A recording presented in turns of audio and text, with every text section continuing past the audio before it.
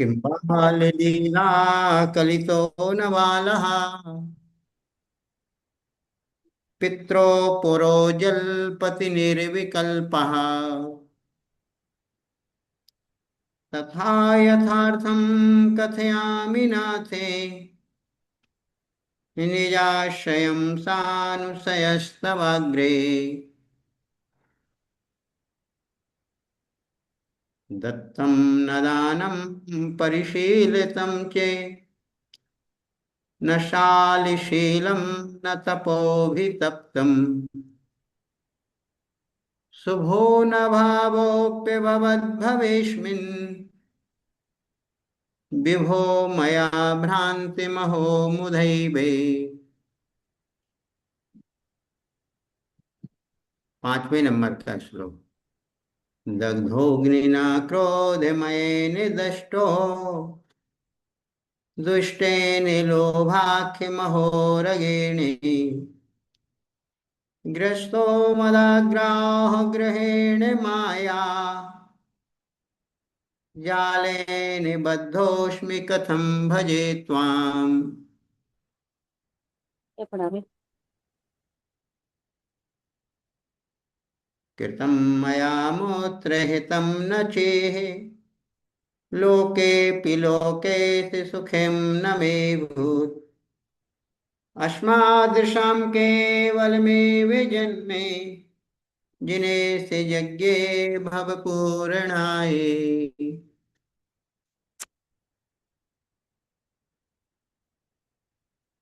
सुनीता जी, अपन ने कहाँ तक कर लिए थे उस समय जो रिवाइज किया था? भैया जी बस 6 तक ही हुए थे। छह तक हुए थे। चलो, जी चलो आपको जो याद है उसमें से कोई भी दो सुना दो जो आपने याद किए थे। जी। मन्ये मनोज्ञवृत्त्यं तदास्तया पीयूषमयूखलाभात् ऋतं सह श्रुतम महानन्दरसं महानंद, कठो श्रुतम महानंद। ऋतं महानन्दरसं कठोरम् अस्माद्रसादेव तस्मनोऽपि तदस्मनो तदस्मिनोपि तदस्मनोऽपि तदस्मिनोपि। तदस्मनोऽपि चलो वर्षा जी तत्तासु आप सुनाएंगे? चलो हाँ, एक और सुना दो, आपको एक सुनाना। तत्त्वासु दुष्प्राप्यमिदं मयात्म रत्नात्रय भूरि भव भव भव भभ्रमेण प्रमादे निद्रा वस्तो गतं तत् कस्यात् गतो नायक पुत्र करोमि पूत करोमि कृत करोमि। चलो, ऊत करोमी। चलो वर्षा जी बोले। वंदना भैया जी 22 तक याद हो गए हैं। 22 तक याद कर लिए? जी। बहुत बड़ा पुरुषार्थ कर लिया। बहुत बड़ी सफलता की बात है। तो अभी इन दिनों में कर लिए याद? भैया जी नहीं, पहले ही आप जैसे पढ़ाते थे, रोज करते जाते, वॉक करने जाते थे, आपसे पूछा था ना, तो वॉक करते करते याद करते जाते थे, तो 22 तक होगा याद। हमको तो बड़ी खुशी हुई। भैया जी पहली बार किए मैंने इतने सारे याद। एक और तो हमें भरोसा भी नहीं हो रहा है, एक और खुशी भी हो गई। नहीं भैया जी, हमें खुद अपने आप पे भरोसा नहीं था, लेकिन खुशी भी हो रही कि हमने याद कर लिए। आप यहाँ हमेशा डरती थी याद करने से। याद यहाँ आगे पाठ पीछे सपाट होता जा रहा है। लेकिन कोई बात नहीं, सपाट ना होकर के सपाट सपाट होना चाहिए। भैया जी अब पाठ क्या करते, याद हो गए ना, तो रोज वॉक करते जाते तो बस पढ़ते जाते, अपना पाठ करते जाते। चलो दो सुना दो जो आपको सुनाना हो। 22 हो गए तो 21 तो 22 भैया सुना दो। भैया जी 21वां 22वां सुना रहे। हम्म, स्थितं न साधु हृदि साधु वृत्तात् परोपकारान्न यशोर्जितं च कृतं न तीर्थोदधरणादिकृतं मया मुदा हारितमेव हारितमेव जन्म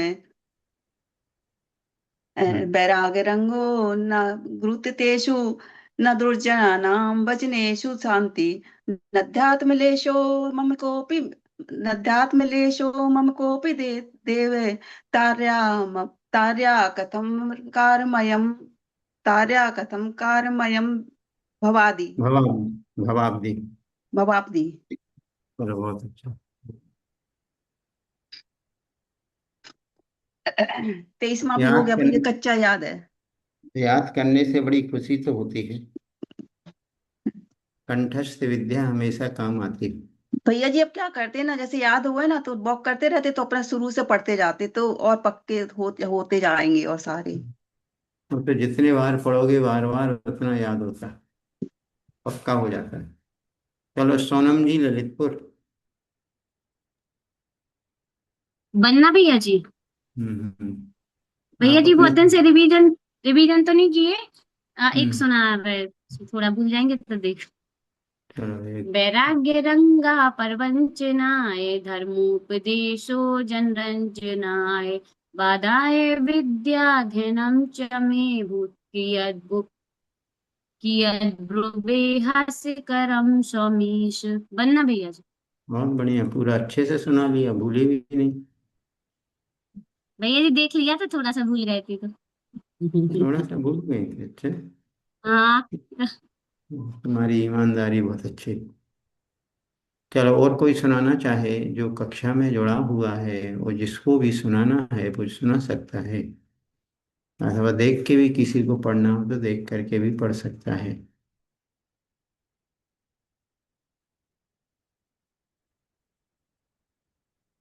श्रोता आराधना के नाम से क्या अनुज भैया इंदौर से जुड़े हैं? चलो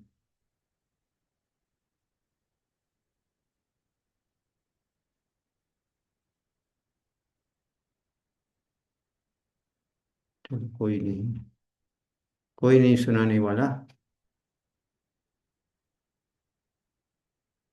चलो कल से क्लास व्यवस्थित हो पाएगी, आज तो क्लास। भैया जी 25वां एक बार थोड़ा सा हम पढ़ नहीं पा रहे, थोड़ा सा फिर से पढ़ा दीजिए। चलो पहले 25 ही में पढ़ लो, है जब तक अपन फिर देखते हैं। दीनोद्धार दीनोद्धार धुरंधरस त्वदपरो त्वदपरो नास्ते मदन्या कृपा। नास्ते मदन्या कृपा पात्रम नात्र जने पात्रम नात्र जने जिनेश्वर तथा पेताम तथा पेताम न याचे श्रियम न याचे श्रियम किंत्वरहन किंत्वरहन निदमेव केवलमहो तद्बोधि रत्नम शिवस श्री इसका भैया जी रत्नाकर इसका पहला अक्षर फिर से पढ़ा दीजिए। किन किंत्वरहन। इसको पढ़ना है किंत्वरहन निदमेव। आएगा, पहले किन बोलो, फिर किन त्वर हन निदमेव केवल महो सद्बोधि रत्नम शिवस श्री रत्नाकर मंगलैक निलयम श्रेयस्करम प्रार्थये। दीनोद्धारे धुरंधरस्त्वदपरो नास्ते मदन्या कृपा पात्रं नात्र जने जिनेश्वर तथा पेतां न याचे श्रियम् किंत्वरहन्निधिमेव केवलमहो सद्बोधिरत्नं शिवस् श्रीरत्नाकरमङ्गलैकनिलयम् श्रेयस्करं प्रार्थये। पढ़े अब, वर्षा जी पढ़ करके सुनाओ। दीनोद्धार धुरंधरस्तप त्वदपरो पदप त्वदपरो नास्ते मदन्या कृपा पात्रं नात्र जने जिनेश्वर तथा पेता पे, पेतां न याचे श्रियम् कि- किंतर्हन्निदमेव केवलमहो सद्बोधिरत्नं शिवस् श्री रत्नाकर मंगलैक निलयम श्रेयस्करम प्रार्थे। चलो सोनम जी, आप भी पढ़ करके सुनाओ 25वें नंबर का श्लोक। ना भैया, भैया जी मेरा 21 से छूटा पूरा। चलो 21 से तो छोटा, 25 अभी हमने पढ़ाया है, तो 25 पढ़ लो चलो। दीनोद्धार्य धुरंधरस्त्व दपरो नास्ते मदन्या कृपा पात्रं नात्र जने जिनेश्वर तथा प्येतां न याचे श्रियम् किन्त्वर्हन्यदमेव केवलमहो सद्बोधिरत्नं शिव श्रीरत्नाकर मंगलैकनिलयं श्रेयस्करं प्रार्थये। बनना भैया जी। 21 से छोटा है आपका। जी भैया जी, 21 तो पढ़ ले रहे हैं, 22 23 24 पढ़ा दीजिए भैया जी। ठीक है। वैराग्यरंगो न गुरुदितेषु, वैराग्यरंगो न गुरुदितेषु, न दुर्जनानां वचनेषु शांति। 317 पेज है, 317 पे रत्नाकर 22 नंबर का। वैराग्यरंगो न गुरुदितेषु, न दुर्जनानां वचनेषु शांति। नध्यात्मलेशो मम कोऽपि देवे, वै नाध्यात्मलेशो मम कोऽपि देवे, कार्या कथं कार्यमयं भवाब्धि, कार्या कथं कार्यमयं भवाब्धि। वैराग्यरंगो न गुरुदितेषु, न दुर्जनानां वचनेषु शांति। नाध्यात्मलेशो मम कोऽपि देवे, कार्या कथं कार्यमयं भवाब्धि। इस 22 नंबर के श्लोक में बतलाया गया है, गुरु उदितेषु यानी गुरुजनों के वचनों में, न वैराग्य रंगो, मैंने वैराग्य के रंग में अपने आप को नहीं रंगा। क्योंकि गुरुओं की वाणी सुनने के बाद हमारे जीवन में वैराग्य की तरंगें प्रस्फुटित होना चाहिए। तो बतला दिया, गुरु दितेषु, गुरुओं के वचन सुनने के बाद भी ना वैराग्य रंगो, मैंने अपने आप को वैराग्य के रंग में नहीं रंगा। दुर्जना नाम वचनेषु शांति, ना दुर्जनों के वचनों में मैंने शांति नहीं रखी। अर्थात दुर्जन जनों के वचन सुनने के बाद हमें शांत रहना चाहिए, उसका हमें प्रतिकार नहीं करना चाहिए। तो ये हमारी कमी रही। पहली कमी ये रही, गुरुओं का वचन सुनने के बाद हमने वैराग्य को धारण नहीं किया। दूसरी कमी ये रही कि दुर्जनों के वचन सुनने के बाद भी हमने शांत भाव को नहीं अपनाया। न अध्यात्म लेशो मम कोपी, हे देव मेरे जीवन में अध्यात्म का अंश भी नहीं रहा। कथम भवाब्धि कारमयम तारयाः, हे भगवान हम किस तरह से संसार से पार हो पाएंगे, ये बात हमको समझ में नहीं आती है। सोनम जी समझ में आया अर्थ? जी भैया जी आगे। चलो पढ़ करके सुनाओ 22 नंबर का श्लोक।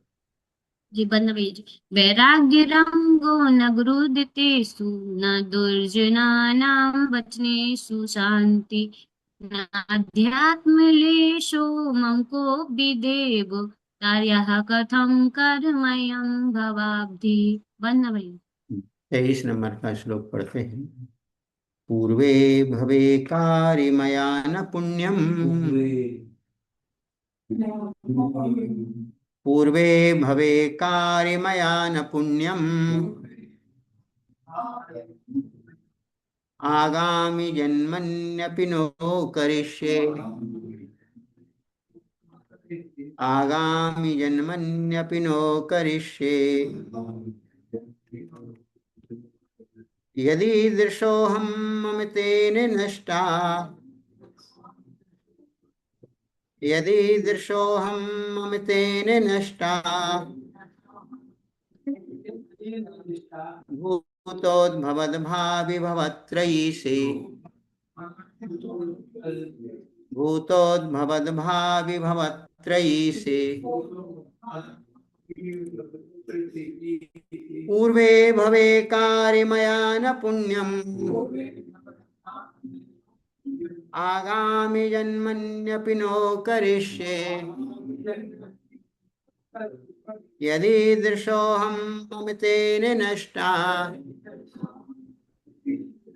भूतोद्भवद्भाविभवत्रयीशे भवत्रयीशे।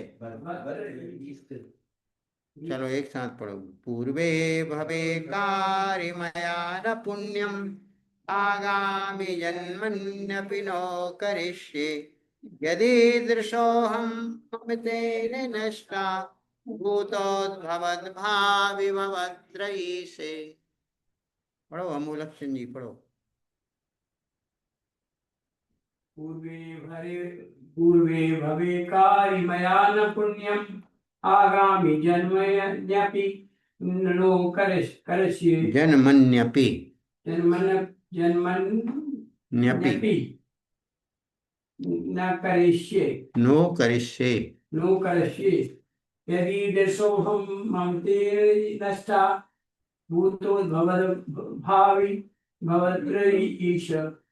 पढ़ो रमेश जी। पूर्वे भवकाले मम मया न पुण्यम आगामि जन्मन्यपि नो करिष्ये यदीदृशोऽहं ममितेन नष्टा भूतोद्भवद्भावि भवत्रयीश। अब यहाँ पर बतला रहे पुण्यहीन जीव का क्या भविष्य है। मया अर्थात मैंने पूर्वे भवे यानी पूर्व भाव में यानी पिछले भाव में पुण्यम न कार्य यानी पुण्य का कार्य नहीं किया।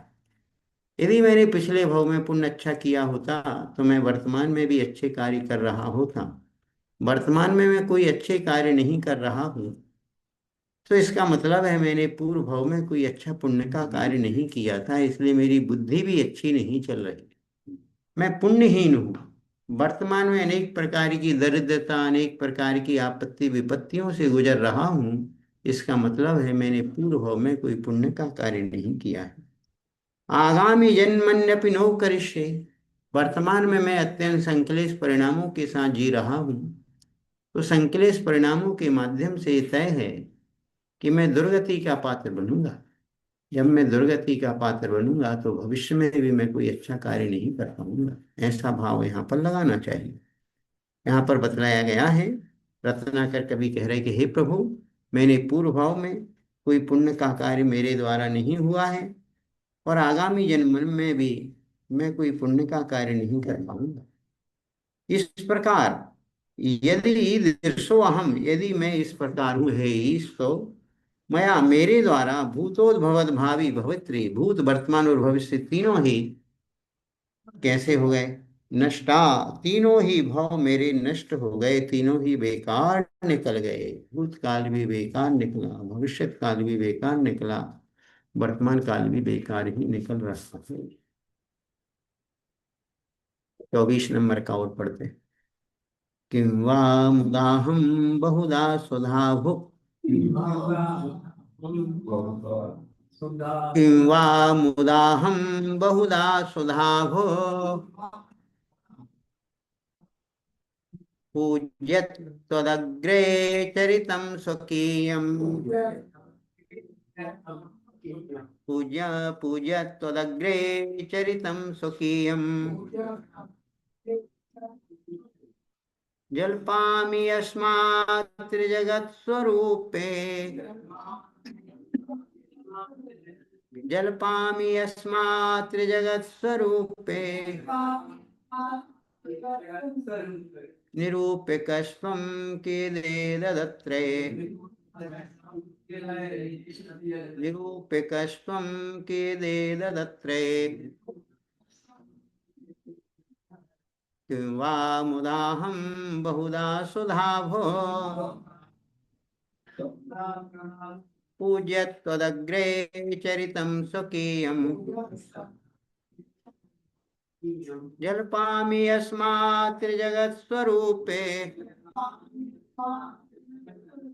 निरूप्यकस्त्वं कियदेतदत्रे।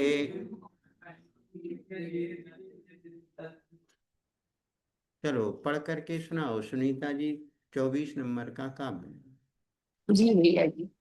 बिंबा मुदाहं बहुधा सुधा पूज्य तदग्रे चरितां स्वकीयं जल्पामि यस्मात् त्रिजगत् स्वरूप निरूपकस्य कस्त्वं यदे ये तत्र दे ददत्रे, ये दे यदे ददत्रे। यदे तत्र। वंदना।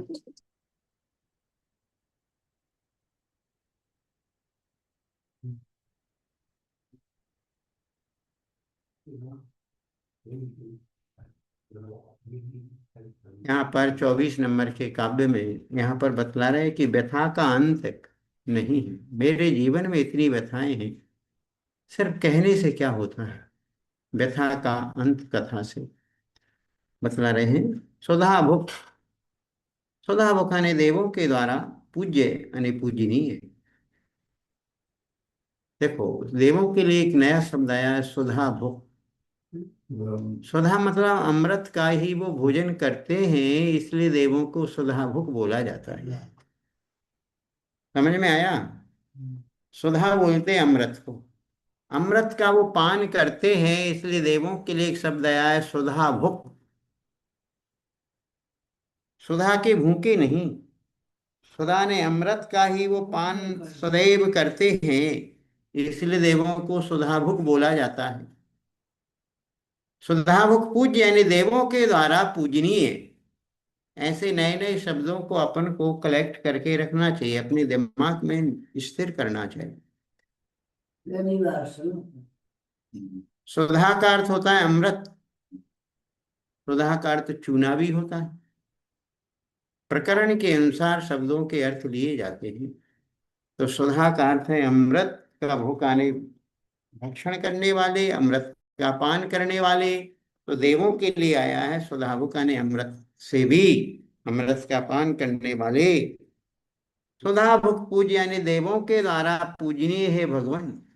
तो दग्रे यानी आपके आगे यानी आपके सामने, अहम यानी मैंने, स्वकीयम चरितम अपना जो चरित्र यानी अपना जो आचरण है, वह मुधा ने व्यर्थ ही, जल पामी यानी व्यर्थ ही मैंने कहा है।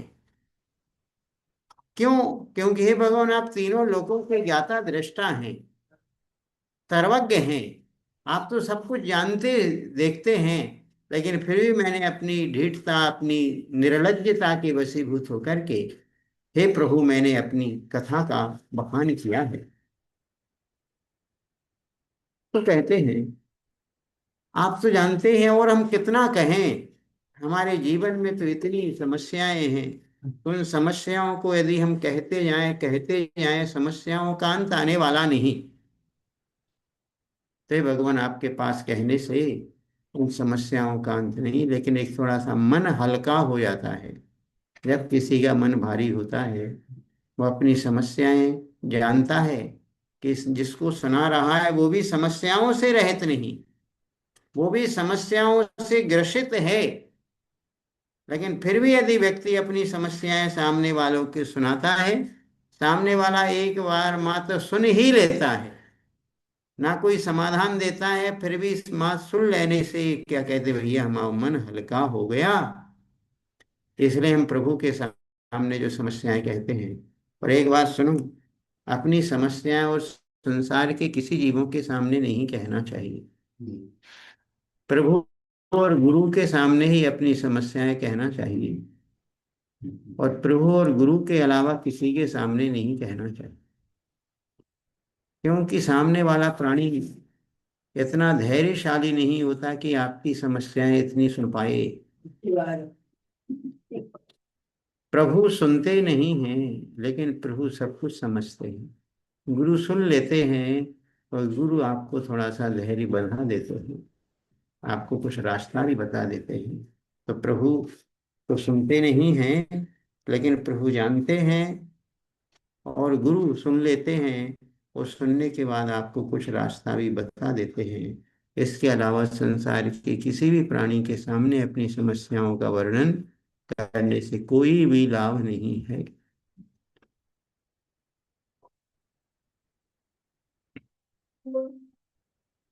चलो, आज की कक्षा को हम यहीं पर विराम देते हैं। कल कक्षा बराबर अपने समय पर होगी, और कल अपन जो रिवाइज विषय चल रहा था 7वें नंबर के श्लोक से अपन विषय को चालू करेंगे। आज अपन इतना ही रख रहे हैं, क्योंकि आज बैटरी लो हो रही है।